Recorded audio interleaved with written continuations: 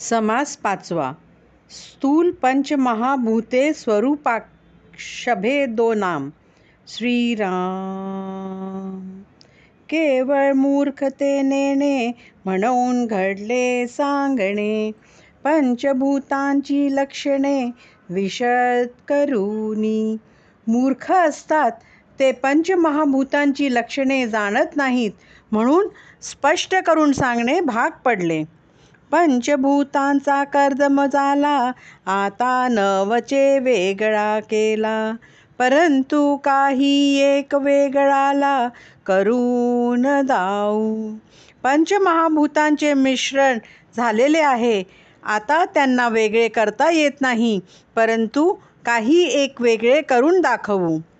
पर्वत पाषाण शिळा शिखरे, नाना वर्णे लहान थोरे, खडे गुंडे बहुत प्रकारे, जाणीजे पृथ्वी. पर्वत, पाषाण, शिला, शिखरे, नाना रंगाचे लहान मोठे खडे, गुंडे इत्यादी ही पृथ्वी जाणावी. नाना रंगांची मृत्तिका, नाना स्थळोस्थळी जे का, वाळुके वाळू अनेका, मिळोन पृथ्वी.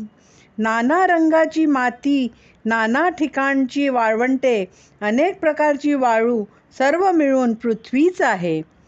पुरे पट्टणे मनोहरे, नाना मंदिरे दामोदरे, नाना देवाळये शिखरे, मिळोन पृथ्वी. नाना नगरे मनोहरपणे, नाना मंदिरे व रब्र खचित मंदिरे म्हणजे दामोदरे, नाना देवालये व त्यांची शिखरे सर्व मिळून पृथ्वीच आहे. सप्तद्वीपावती पृथ्वी, काय म्हणोनी सांगावी, नवखंडे मिळून जाणावी वसुंधरा.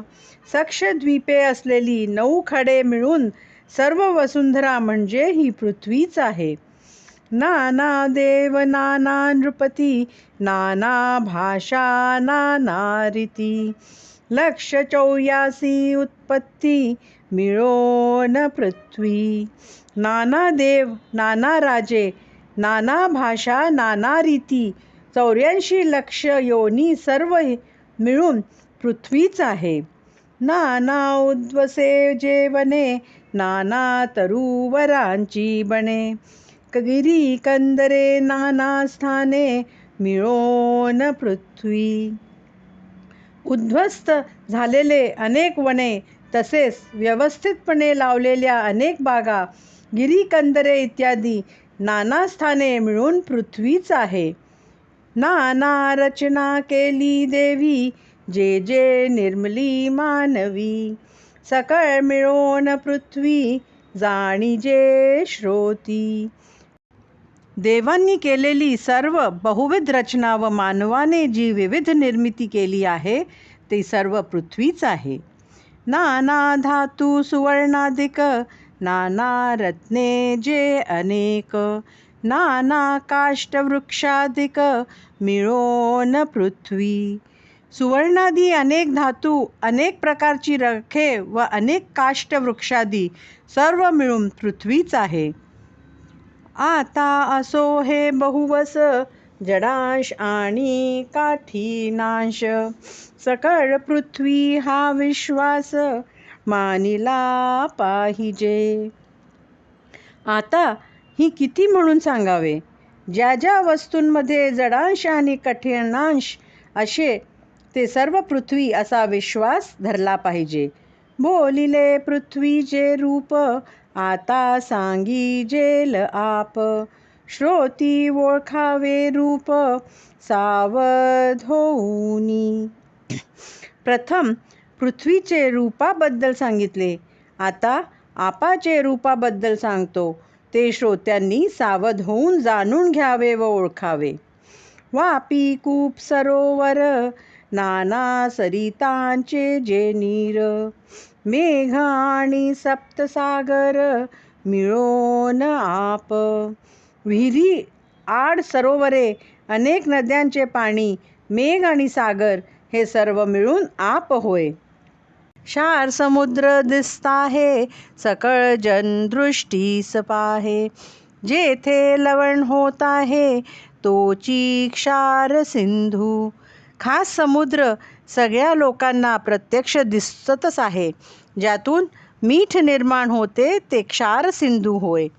एक दुधाचा सागर, त्या नाव क्षीरसागर. देवे दिधला निरंतर, उपमन्यासी. एक दुधाचा सागर आहे, त्याचे नाव क्षीरसागर आहे. तो देवाने उपमजूला निरंतर देऊन टाकला आहे. एक समुद्र मध्याचा, एक जाणावा घृताचा. एक निखळ दहायाचा समुद्र असे. एक मद्याचा समुद्र आहे, एक तुपाचा समुद्र आहे, तर केवळ दह्याचाच एक समुद्र आहे. एक उसाचा रसाचा, एक तो शुद्ध जळाचा. ऐसा साता समुद्राचा, वेढा पृथ्वीयेसी.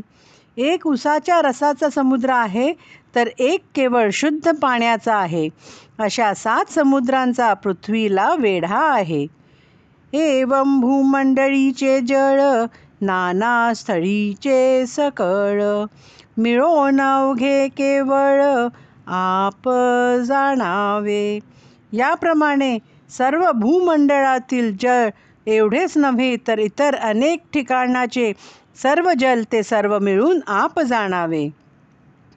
पृथ्वी गर्मी किती एक, पृथ्वी तळी आवळणोदक. तीही लोकींची उदक, मिळोन आप. पृथ्वीच्या गर्भातील जल तसेच पृथ्वीभोवतालच्या वातावरणातील सर्व जलांश एवढेच नव्हे तर त्रैलोक्यातील सर्व उदक मिळून आप जाणावे. नाना वल्ली बहुसवस, नाना तरुवरांचे रस. मधुपारा अमृतविष, मिळोन आप. नाना रे सस्यहाधिक, याही वेगळे अनेक. जगा वेगळे आवश्यक, आप बोलीजे.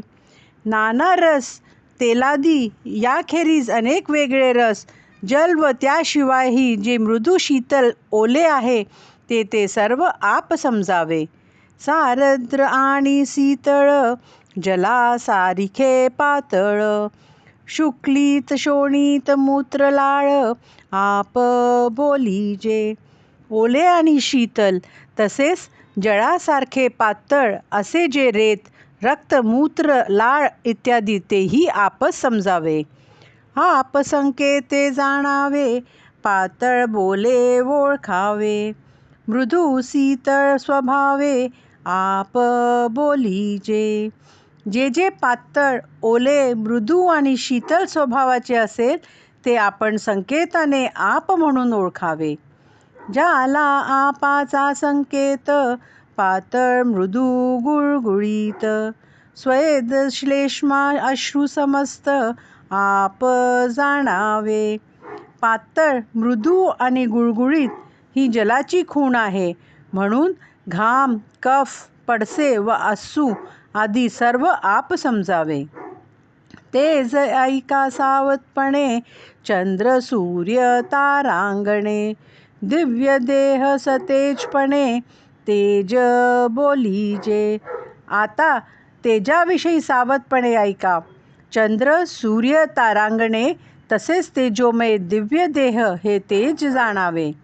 वन्ही मेघी विद्युल्लत्या, वन्ही सृष्टी विभरता. वन्ही सागराला जाळीता, वड वानळू. अग्नी मेघात जी विद्युतलता चमकते ते तेजतत्व आहे.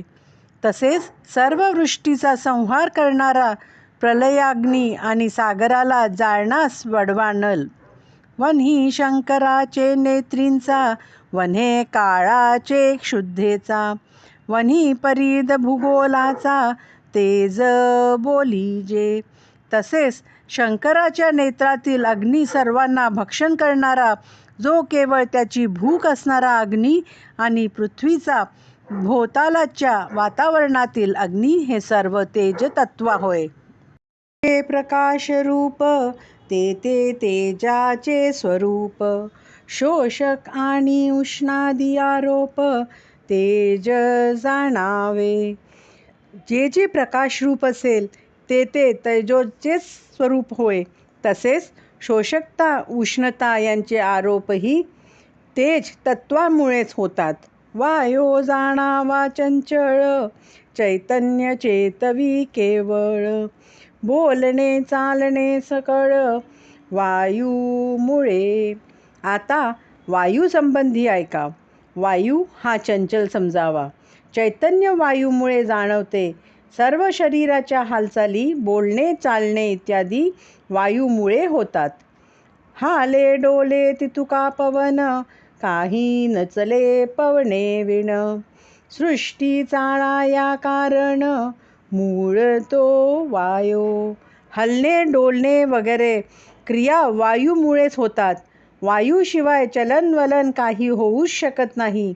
सृष्टीतील सर्व घडामोडी क्रिया यांना मूळ वायूच कारणीभूत आहे. चळनवळण आणि प्रसारण निरोध आणि अकोचन सकळ जाणावा पवन चंचळ रूपी. चलन वलन प्रसरण आणि आकुंचन व निरोध यामागे चंचल असे वायू तत्वच असते हे जाणून घ्यावे. प्राण अपान आणि व्यान चौथा उदान आणि समान. नाग कूर्म कर्कश जाण देवदत्त धनंजय. आपल्या शरीरातील प्राण अपान व्यान उदान आणि समान हे पंचप्राण व नाग कूर्म कृकल देवदत्त व धनंजय हे 5 उपप्राण हे वायुतत्व होय. जितुके काही होते चळन तितुके वायोचे लक्षण. चंद्र सूर्य तारांगण वायोची धरता. जितके काही चलन म्हणजे हालचाल होते ते वायुतत्वामुळेच होते. चंद्र सूर्य तारांगण यांना वायूच धारण करतो. आकाश जाणावे पोकळ निर्मळ आणि निश्चल. अवकाश रूप सकळ आकाश जाणावे. यानंतर आकाशाचे वर्णन करीत आहेत. आकाश हे पोकळ निर्मळ आणि निश्चल असून सर्व अवकाश हे अवकाश आहे हे जाणून घ्यावे. आकाश सकळास व्यापक आकाश अनेकी एक. आकाशामध्ये कौतुक चहूभूतांचे. सर्व ब्रह्मांडाला आकाशाने व्यापले आहे. अनेकांना ते एकटेच व्यापून आहे आणि पृथ्वी आप तेज व वायू या इतर 4 भूतांचे कार्य आकाशात चालते. आकाशा ऐसे नाही सार आकाश सकळाहून थोर. पाहता आकाशाचा विचार स्वरूपा सारिखा. आकाशासारखे सार नाही. सर्वाहून आकाश श्रेष्ठ आहे. आकाशाचा विचार करू लागले की स्वरूपाशी त्याचे साध्य आहे असे वाटू लागते. तव शिष्य केला आक्षेप दोहायचे सारखेची रूप. तरी आकाशाची स्वरूप का म्हणो नये. असे म्हणताच शिष्याने आक्षेप घेतला की आकाशाचे आणि स्वरूपाचे रूप जर सारखेच आहे तर आकाश स्वरूप आहे असे का म्हणू नये. आकाश स्वरूपा कोण भेद पाहता दिसे ती अभेद. आकाश वस्तू स्वतःसिद्ध का न म्हणावी. आकाशात आणि स्वरूपात काय भेद आहे. वर वर पाहता दोन्हीत भेद नाही असेच वाटते. मग आकाश ही स्वयंसिद्ध आत्मवस्तू म्हणजेच परब्रह्म असे का म्हणू नये. वस्तू अचळ ढळ वस्तू निर्मळ निश्चळ. तैसेची आकाश केवळ वस्तू सारिखे. आत्मवस्तू अचळ अढळ निर्मळ व निश्चल असते. आकाश ही केवळ वस्तूसारखेच आहे. ऐकोनी वक्ता बोले वचन वस्तू निर्गुण पुरातन. आकाशा आंगी सप्तगुण शास्त्री निरोपिले. हे ऐकून वक्ता बोलू लागला की वस्तू ही पुरातन असून निर्गुण आहे, तर आकाशाच्या अंगी 7 गुण आहेत असे शास्त्रात सांगितले आहे. काम क्रोध शोक मोहो भय अज्ञान शून्यत्व पाहो, ऐसा सप्तविध स्वभाव आकाशाचा. काम क्रोध शोक मोह भय अज्ञान आणि शून्यत्व असा आकाशाचा 7 गुणांनी युक्त असा स्वभाव आहे. ऐसे शास्त्राकारे बोलिले म्हणोनी आकाशभूत झाले, स्वरूप निर्विकार संचले उपमे रहित. शास्त्रात असे म्हटले आहे म्हणून आकाशाला भूत असे म्हटले जाते. स्वरूप हे निर्विकार असून निरुपम व सर्वत्र व्यापून पाहिले आहे. काच बंदी आणि जळ सारिखेच वाटे सकळ, परी एक काच एक जळ शहाणे जाणती. काचेची जमीन आणि पाणी ही दोन्ही डोळ्यांना सारखीच दिसतात, पण शहाणे लोक काच कुठली आणि जळ कुठले हे अचूक ओळखतात.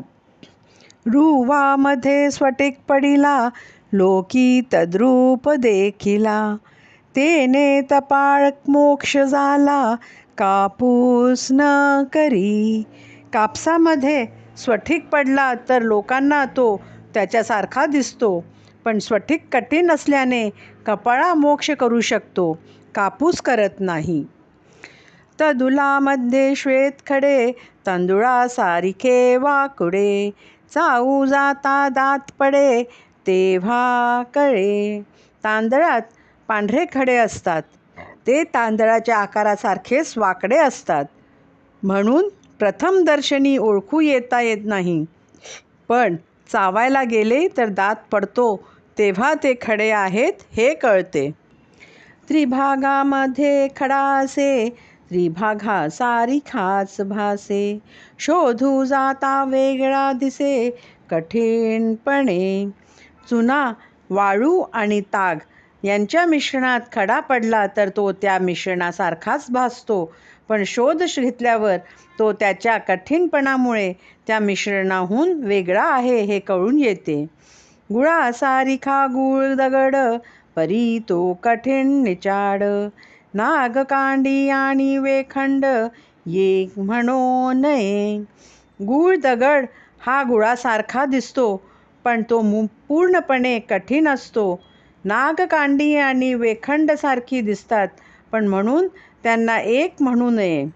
सोने आणि सोन पितळ ऐकीस वाटती केवळ, परी पितळासी मिळता ज्वाळ काळीमा चढे. सोने आणि सोन पितळ अगदी एकसारखेच दिसतात, पण पितळ जर अग्नीत टाकले तर काळे पडतात. असो हे हीन दृष्टांत आकाश म्हणजे केवळ भूत, ते भूत आणि अनंत एक कैसे. आता हे हीन दृष्टांत देणे पुरे झाले. आकाश हे एक भूत आहे, ते भूत आणि अनंत असा परमात्मा एक कसे असू शकतील. वस्तूसी वर्णची नसे आकाश श्याम वर्ण असे, दोही साम्यता कैसे करीती विचक्षण. आत्मवस्तूला रंगच नाही, आकाश श्यामवर्णी निळ्या रंगाची आहे, मग विचारवंत त्या दोन्हीत साम्य आहे असे कसे म्हणतील. श्रोते म्हणती कैचे रूप आकाश ठाईचे अरूप, आकाश वस्तूस तद्रूप भेद नाही. श्रोते म्हणू लागले की आकाशाला कसले आले आहे रूप, ते ठाईच अरूपच आहे, म्हणून वस्तू आणि आकाश यात भेद नाही. चहू भूतास नाश आहे आकाश कैसे नासता आहे, आकाशास नस आहे वर्ण व्यक्ती विकार. इतर 4 भूते नाश पावतात, पण आकाश कुठे नाश पावते. शिवाय त्याच्या ठिकाणी रंग व दृश्यच हे विकारही नाहीत. आकाश अचळ दिसते त्याचे काय नासो पाहते, पाहता आमुचे निमते आकाश शाश्वत. आकाश अचळ आहे, शिवाय ते नाश पावते असे आपण म्हणता, पण त्याचे काय नाश पावते हे आम्हाला कळत नाही. आमच्या मते तर आकाश शाश्वत आहे. ऐसे ऐकोन वचन, वक्ता बोले प्रतिवचन. ऐका आता लक्षण आकाशाचे. हे वचन ऐकून वक्ता म्हणाला की आता याचे उत्तर ऐका. मी तुला आकाशाचे लक्षण सांगतो. आकाश तमापासून झाले, म्हणून काम क्रोधे वेष्टिले. अज्ञान शून्यत्व बोलिले, नाम तयाचे. आकाश हे तमोगुणापासून झाले, म्हणून ते कामक्रोधादींनी वेढलेले आहे. शून्य तत्वरूपी अज्ञान असे त्याला म्हणतात. अज्ञान काम क्रोधादिक, मोहो भये आणि शोक. हा अज्ञानाचा विवेक, आकाशा गुणे. अज्ञानामुळेच काम क्रोध शोक मोह भय इत्यादी त्याच्या ठिकाणी असतात. शून्यत्व म्हणजे अज्ञान, ते आकाशाच्या ठिकाणी आहे, म्हणून आकाशाच्या ठिकाणी हे सर्व असते. नास्तिक नकारा वचन, ते शून्याचे लक्षण. तयास म्हणती हृदय शून्य, अज्ञान प्राणी. नास्तिकता व नकार वचन म्हणजेच काही नाही, हेच शून्यत्व. हे शून्याचे लक्षण आहे.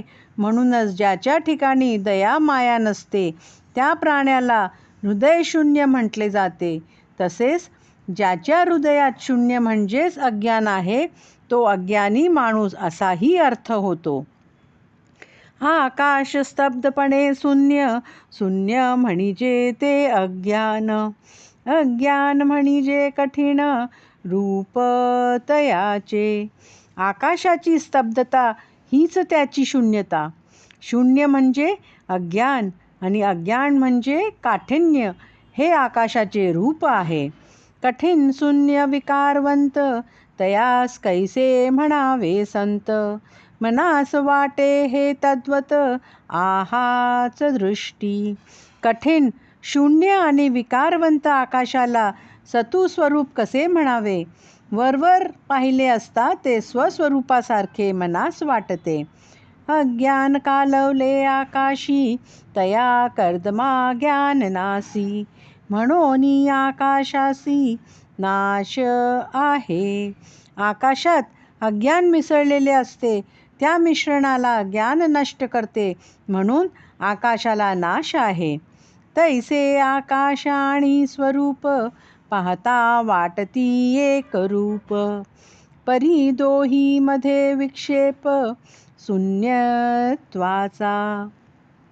म्हणून आकाश आणि स्वरूप वरवर पाहता एक रूप पाहतात, पण दोहोमधील शून्यत्वात फरक आहे.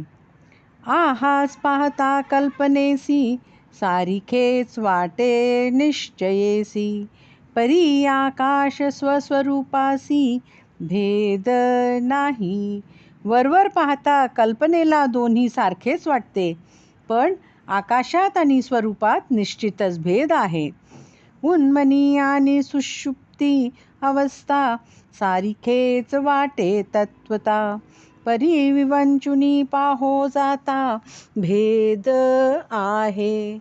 ज्याप्रमाणे उन्मनी अवस्था आणि सुमुखी अवस्था वरवर पाहिले असता सारख्या वाटतात, पण विश्लेषण करून सखोल विचार केला असता कळून येते की त्या दोन्ही अवस्थांमध्ये भेद आहे. खोटे खया सारिखे भाविती, परी परीक्षवंत निवडिती. का तुरुंगे देखोन भूलती, मृग जळासी. सामान्य लोक खोट्याला खऱ्याप्रमाणे मानतात, पण पारखी असतात आणि त्या खऱ्या खोट्याची पारख असल्याने ते खरेच निवडून घेतात. मृगजळाला पाहून हरणे जशी मुक्यात, तशी अज्ञानी लोकांची स्थिती असते. आता सो हा दृष्टांत, बोलिला कळाया संकेत. म्हणून भूत आणि अनंत, एक नव्हेती. आता हे सर्व गहू दे, संकेत कळावा म्हणून हा दृष्टांत दिला आहे. म्हणून आकाश हे भूत आणि अनंत अशी परब्रह्म वस्तू एक नव्हेत. आकाश वेगळेपणे पहावे, स्वरूपी स्वरूपची व्हावे. वस्तूचे पाहणे स्वभावे, ऐसे असे. आकाश हे वेगळेपणाने पाहता येते. वस्तूला पाहणे म्हणजे स्वरूपी स्वरूपच होणे अशा प्रकारचे असते. तेथे वस्तू आणि ती पाहणारा असे द्वैत उरतच नाही. येथे आशंका फिटली, संदेह वृत्ती मावळली. भिन्नपणे नवचे अनुभवली, स्वरूप स्थिती. येथे आता शंका नाहीशी झाली व त्यामुळे संदेह वृत्ती नष्ट झाली. स्वरूपस्थिती ही कधीही भिन्नपणे अनुभवता येत नाही. आकाश अनुभवा येते, स्वरूप अनुभवा परते. म्हणून या आकाशाते साम्यता न घडे. आकाशाचा अनुभव भिन्नपणे घेता येतो, पण स्वरूप हे अनुभवणाऱ्याच्या पलीकडले आहे. म्हणून स्वरूप आणि आकाश यात साम्य असू शकत नाही. दुग्धासारिखा जलांश, निवड जाणती राजहंस. तैसे स्वरूप आणि आकाश, संत जाणती. मिसळले दूध आणि पाणी हे दोन्ही एक रूप वाटले तरी राजहंस वेगळे करू शकतात. त्याप्रमाणे आकाश आणि स्वरूप यातील भेद संतच जाणतात. सकळ माया गथा गोवी, संत संगे हे उगवावी. पाविजे मोक्षाची पदवी, सत्संमागे मे. ही सर्व मायेची गुंतागुंत आहे. संत समागम केला असता हे सर्व कोडे उलगडते. म्हणून संत समागम करून मोक्षपदाची प्राप्ती करून घ्यावी. इति श्रीदासबोधे गुरु शिष्य संवादे स्थूळ पंचमहाभूते स्वरूपाकाशा भेदो नाम समास 5वा. इति श्रीदासबोधे गुरु शिष्य संवादे स्थूळ पंचमहाभूते स्वरूपाकाश भेदो नाम समास 5वा समाप्त.